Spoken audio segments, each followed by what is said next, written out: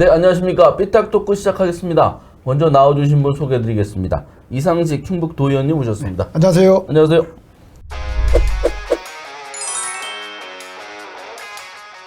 송상호 오송 참사 시민대책위 공동 대표님 오셨습니다.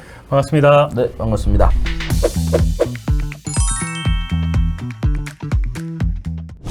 자, 오늘도 우리나라 정치 핫 이슈인 윤석열 대통령 탄핵, 그리고 이제 김영한 충북도지사와 관련된 얘기를 하겠습니다. 특히 이제 김영한 지사와 관련된 말씀을 좀 나누도록 하겠는데요. 김영한 지사가 그 국민의힘 시도지사 협의회장이지 않습니까? 네. 최근에 여러 가지 또 의견을 표명한 게 있어서 그와 관련된 말씀을 나누도록 하겠습니다.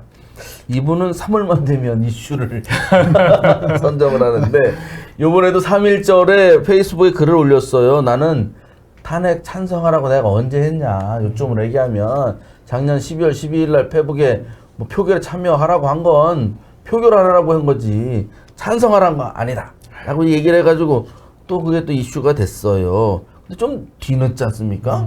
그때는 다 탄핵 찬성이라고들 기사들이 많이 나갔습니다. 물론 저희는 안 그랬습니다만. 근데 뒤늦게 이렇게 자기 변명 또는 고백한 이유는 뭐라고 보십니까? 제가 그 전에 그 김영한 지사가 12월 달에 그 발언을 했을 때 누누이 말씀드린 적이 있습니다. 표결에 참여해라. 그것도 이제 1차 탄핵 심판 때 한 게 아니라. 그렇죠. 네, 그 국회 이제 2차 때 한 거지 않습니까? 그때 뒤늦게 해서 표결에 참여해야 된다라고 했어요. 그때 저는 기회주의적이라고 봤습니다. 왜? 탄핵에 찬성이냐 반대냐라는 명확한 입장이 없어요. 일단은 표결에 참여해야 된다. 자, 이때부터 있던 비판이 저는 지금 이제 적중했다고 보는 겁니다. 사실 그 사람은요, 무언가 자기에 대한 정치적인 철학이, 주관적인 철학이 뚜렷하지가 않아요. 그때마다 다릅니다. 그래서 그때도 몰려서 왜 그 김 지사는 그런 거에 대한 의사 표현이 없느냐라고 몰리니까 애매모호하게 넘어갔다고 보여지고요. 지금에 와서 저희가 이제 저번 주에 얘기할 때 팬덤 정치에 대해서 얘기를 많이 했지 않습니까? 네. 자, 이제 극우 팬덤이 좀 자꾸 이렇게 스물스물 올라오니까 자, 여기에 또 이제 기대고 싶은 거죠. 자기의 집토끼 잡겠다고 하는 건데, 집토끼 잡는데, 산토끼죠. 산토끼 잡는데, 그럼 그 기존에 있던 중도 보수의 집토끼는 어떡할 거냐. 자, 여기 다 날라갔습니다. 자, 이렇게 기회주의적인 어떤 정치가 결국은 자기 자신의 파멸로 올 수밖에 없다. 저는 이게 딱 예견합니다. 일단 저는 극우로 가려는 신호다 이렇게 생각을 좀 하고 있고요. 또 한 번의 정치적 포지션을 변경하는 거라고 생각이 들어요. 뭐 앞서 얘기해 주셨듯이 12월 12일 날은 분명하게 참담하다, 무거운 책임감 느낀다. 그리고 국회에서 절차대로 해달라 이렇게 얘기를 했거든요. 워딩만 보면요, 이거는 정확하게 탄핵을 찬성하는 내용이거든요. 근데 이번에 3월 1일 날 완전히 입장이 바뀐 거죠. 뭐 헌법재판소는 빨리 기각하고 법원은 이제 윤석열 대통령 풀어줘야 된다 이렇게 얘기를 하고 있는 거 보면은 지금 노리고 있는 핵심은 포지션의 또 한 번의 이동, 극으로의 이동을 저는 이야기하는 거고요. 근데 김영한 도지사가 착각하는 게 있습니다. 지금 김영한 도지사가 극으로 이동했을 때 과연 국힘 내에서 어떤 포지션이 있는가라고 하면은요, 지금 극우에는 아이콘이 있지 않습니까? 벌써 김문수 전 도지사가 확실한 극우의 포지션을 차지하고 있거든요. 저는 그래서 김영한 도지사가 이렇게까지 무리하는 이유가 뭔가 좀 궁금하고 좀 씁쓸하긴 합니다. 그게 자기 도지사 선거를 염두에 둔 자기 정치적인 행보랑 연결돼 있을 거라고 보이는 거죠. 그러니까 그게 생각이 짧은 거죠. 자, 극렬 지지층만 자기가 잡으면 될 것이다라고 하지만 중도가 다 갔어요. 중도가 이미 갔습니다. 그게 내년까지 시간이 꽤 있다고 뭐 본인은 생각할지 모르지만 국민이 그렇게 우매하지 않습니다. 다 기억하고 계십니다. 아니, 윤석열 대통령 보시면 알지 않습니까? 극우의 길은 결국은 몰락의 길이 될 수 있거든요. 근데 김영한 도지사가 극우로 가도 없는 포지션을 왜 저렇게 무리해서 만들려고 하는지, 심지어 도지사 선거를 본다고 한다면은 그렇게 하지 않는 게 좋겠죠? 그러니까 이분이 아까도 말씀하셨지만 워낙에 자기의 주관적인 철학이 명확하지가 않아요. 그러다 보니까 매번 정치인이 가져야 되는 덕목 중에 하나가 선명성인데요. 선명성이 늘 없습니다. 선명성 부재의 정치를 하고 있는데, 있죠. 근데 딱 3월 1일만 되면 그래요. 자, 친일파. 선명하게 자기는 친일파가 기꺼이 되겠다라고 하고, 자, 이번에 그때 과거의 것은 탄핵에 반대하는 것이다라고 또 딱 선명하게 얘기하지 않습니까? 계속 기회주의적으로 줄타기만 하다가 꼭 3월만 되면 이럽니다. 아니, 두 가지 요소가 다 있는 거예요. 뭐 대략 간보고 어떤 게 가야 자기한테 유리할까 이러다가도 어떤 순간이 되면 명확하게 선택을 하죠. 극우가 되더라도 자신은 이 길을 가겠다고 이번에 정확하게 선언한 거라고 저는 근데 생각하고 하필이면 왜 또 3월 1일입니까? 그러니까요. 우리가 이제 국권을 회복하기 위해서 그렇게 정말 우리 선열들이 투쟁하고 막 그랬던 거 아닙니까? 그리고 그 정신들이, 그리고 우리 헌법에 3.1 운동 정신의 법통을 이어받는다고 했어요. 자, 그런데 그런 날 꼭 굳이 이렇게 해서 3.1 운동을 우리가 기념하자고 하는 그날, 그 기념의 날에 이렇게 조칠 필요가 있을까? 3.1운동 106주년이고 정확하게 광복 80주년입니다. 이런 중요한 날에 사실은 민족의 독립을 위해서 외쳤던 이러한 날에 국정을 문란시킨 이 대통령을 지지하는 극우 발언을 한다. 이거는 매우 심각한 상황이라고 나는 기꺼이 친일파가 되련다 하고 그다음에 뭐 연동되는 거죠. 그다음에 또 변명을 하셨지 않습니까? 근데 그 변명이 이제 무색해졌어요. 딱 친일파로 다시 복귀하신 것이다. 알겠습니다. 그런데 그날 이제 입장문에 쭉 탄핵 각하돼야 된다고 주장을 쭉 했는데, 이게 알고 보니까 당초에는 국민의힘 시도지사 협의회, 본인이 회장으로 돼 있지 않습니까? 거기 차원에서 내려고 했는데 그게 안 된 모양이에요. 일부 그 시도지사가 하지 말자고 해서 결국 그렇죠. 개인 차원에서 이제 입장문을 낸 건데, 그러면 이거는 저 국민의힘 시도지사 협의회 내에서도 좀 입지가 줄어들었다고 해석해야 약한 되나요? 거죠. 뭐 오세훈 시장이나 그 홍준표 시장의 경우에는 정치적 감각이 있지 않습니까? 이미 탄핵될 것으로 예상을 하고 있고 그 다음을 준비하고 있거든요. 오세훈 시장 같은 경우에는 탄핵에 명확하게 찬성한다고 얘기를 했고, 더 나아가서 이것을 국힘의 당론으로 해야 된다까지 얘기했어요. 물론 홍준표 시장의 경우에는 뭐 탄핵도 반대하고 계엄도 반대한다 이렇게 애매한 포지션을 갖긴 했지만 그래도 어느 정도 정치적 감각이 있는 인물들이거든요. 그래서 이번에 그 김영환 도지사가 발표한 것은 그 단독 결정이 아니었나 이렇게 좀 생각이 들고요. 내부에서는 이미 찬성과 반대로 나눠져 있지 않습니까? 여기에서 이제 김영환 도지사가 선택한 것은 극우로의 선택이고요. 저는 꼭 3월 1일 날 이렇게 발언한다고 하시는데, 김영환 도지사는 가만히 보면은요, 어떤 발언들을 할 때 대단히 즉흥적이거든요. 이번에도 즉흥적 발언 아닌가 이런 생각도 듭니다. 우리 윤석열 씨가 혹시 혹간에 이제 그런 얘기가 있지 않습니까? 술 마시고 즉흥적으로 계엄 선언한 거 아니냐. 자, 우리 리틀 윤석열이라고 지칭되어지는 그분께서도 혹시 진짜 그런 거 아닌가 싶고요. 사실 이제 홍준표, 오세훈 시장 같은 경우에 약간 좀 애매모호하지만 홍준표 시장 같은 경우에는 탄핵에 대해서는 반대한다라고 명확히 하지 않습니까? 그런데 이제 이분들도 국민의 정서를 알아요. 자, 정치는 국민의 기반 위에 있어야 되는 것입니다. 그렇기 때문에 이것에 대해서 동의하지 않은 거예요. 자, 그러면 김영환 지사는 뭐냐? 국민이나 도민은 안중에도 없다. 개인적인 어떤 정치적 이익. 자, 이제 차후에 있어서 지방선거를 벌써 1년 뒤에 있는 지방선거를 염두에 두고 그 표심에 대한 것들, 공천에 대한 것들, 이런 것들만 생각하는 거 아니냐. 이런 우려가 있어요. 그래서 정치적인 개인적인 입장과 또 그리고 공개적인 입장 표명은 솔직히 다릅니다. 솔직히 속생각과 겉으로 국민들의 동의 수준을 맞춰가는 겉으로의 표현은 적절하게 다를 수도 있어요. 그런데 이런 것들을 거침없이 하는 것들은 정말 국민 대중보다는 자신의 개인 위주의 정치밖에 안 되고 있다. 이렇게 보여집니다. 워낙 김영환 지사께서 정치적 포지션을 많이 이동해 오신 분이에요. 민주당부터 시작해서 이제 극우까지. 저는 이런 게 많은 숙고에 의해서 결론 난 거라고 생각하지 않고요. 단지 현재 지지를 얻으려고 하는 즉흥적 발상에 의해서 계속해서 이런 행보를 하는 게 아닌가 이렇게 생각합니다. 그런데 이제 보면 김영환 지사 언행에 대해서 논란이 끊이지 않는 문제를 계속 말씀하고 있는데, 근데 이분도 생각이 있을 거잖아요. 역지사지로 좀 생각해서 이거 뭐 아니면 파면 안 되면 자기의 정치적인 승리가 되는 겁니까? 그것도 좀 의문스럽고, 이렇게 해서 이 정도로 언행이 자꾸 논란이 되는 거는 좀 근본적으로 왜 그렇습니까? 저는 김영환 지사가요. 정치적 관종이 생존 전략이다 이렇게 좀 보고 있어요. 뭐 기꺼이 친일파가 되겠다. 그다음에 오성 참사 당시 뭐 가봐야 내가 할 일이 있겠냐.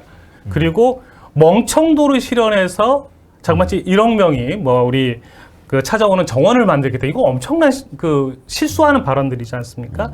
그럼에도 불구하고 도지사가 계속 이런 발언을 한다라는 것은 문제가 있고요. 아니, 도지사면 도정에 신경을 써야 됩니다. 도에 있는 갈등을 해결하고 충청북도의 미래를 이렇게 제시하는 사람이어야 되는데 그게 아니라 계속 중앙 정치만 이야기하고 있지 않습니까? 여기에 더 나아가서 언제든지 좋은 일이든지 나쁜 일이든지 언론에 주목받고 싶어하는 이런 마음이 그대로 드러나는 거라고 생각하고 있고요. 뭐 관정, 뭐 좋지 않은 표현이겠지만은 우리 김영환 지사를 상징하는 키워드로는 저는 관종이 아닌가 이렇게 이야기하고 있습니다. 네, 그 말씀에 대해서 좀 굉장히 격한 표현이긴 하지만 저조차도 동의할 수밖에 없는 그런 입장이고요. 그 김영환 지사가 뭐 정치적인 생각이 없다. 저는 뭐 거기에 대해서는 또 동의하지 않습니다. 생각은 있다. 다만 그 생각이 국민들과 도민들과 상당히 이반되어져 있다. 근데 이것에 있고요.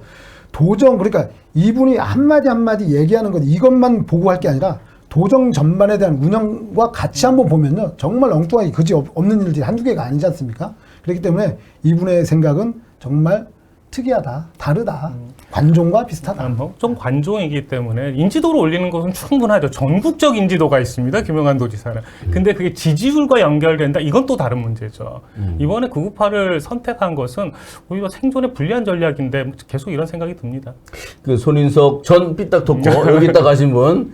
그래서 가고 나서 이분이 두루두루 많이 하니까 김영환 지사한테 적지 않은 정치적인 도움이 될 거다라고 이제 많이들 생각했는데 이렇게 가끔씩 폭탄을 터뜨리면 그 정무 기능도 좀 위축되지 않을까요?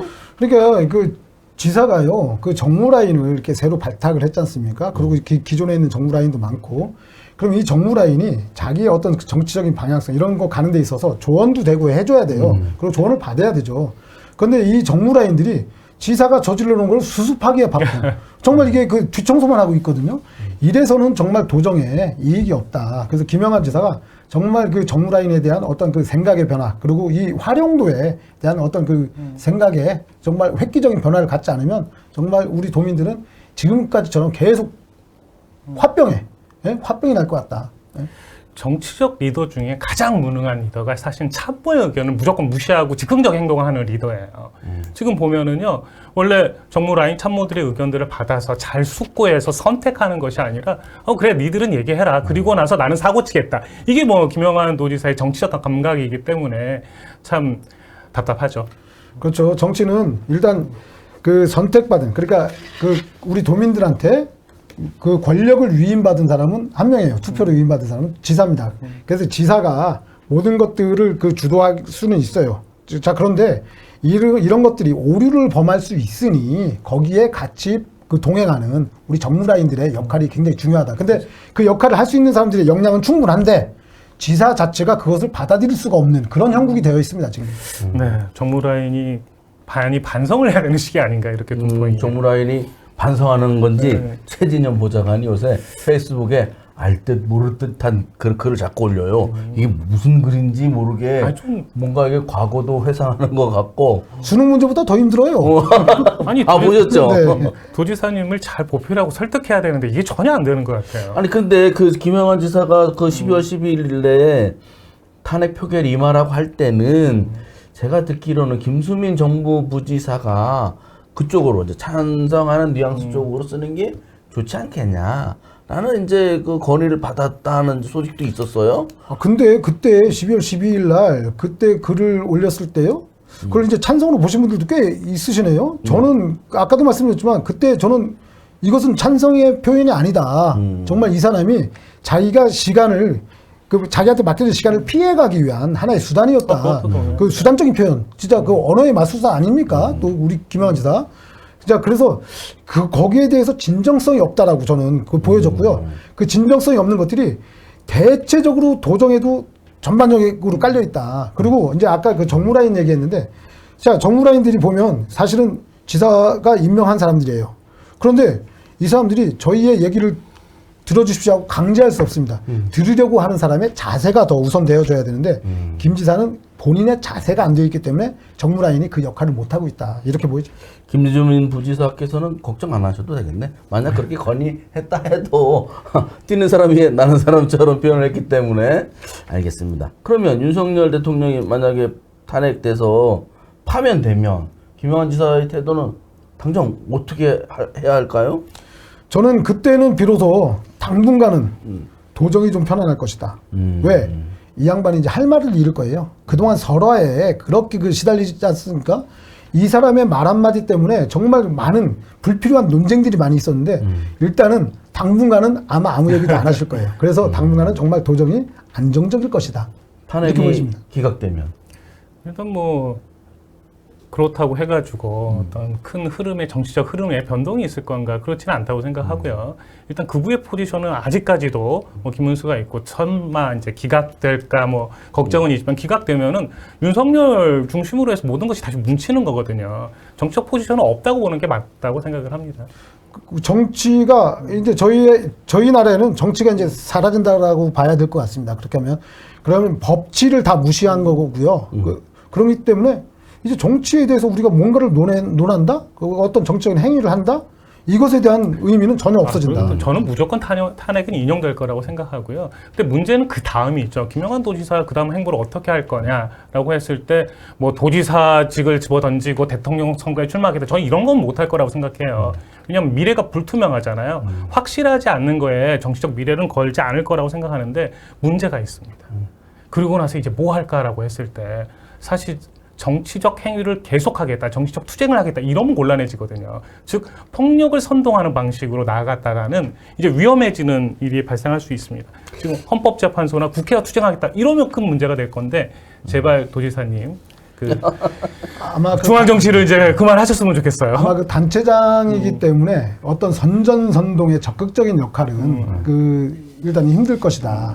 다만, 우리가 이 양반이 도지사 되고 처음에 그런 얘기가 많았어요. 이 양반의 꿈은 대권이다라고 있었거든요. 이렇게 부지불식간에 있다가 대권 도전한다고 할 수도 있습니다. 왜? 극렬 지지층은 일단 자기가 품었다라고 보면 또 오판을 할 수도 있죠. 저는 이 가능성도 없잖아 있다고 보여집니다. 근데 뭐 그렇게 판단할 정도로 배포가 크지는 않은 것 같고요. 전국적 정치인이 되겠다라는 것은 명확해 보입니다. 근데 이번이냐라고 생각했을 때는 그건 좀 아닐 것 같고. 아니 이미 전국적인 정치인이 돼버렸어요.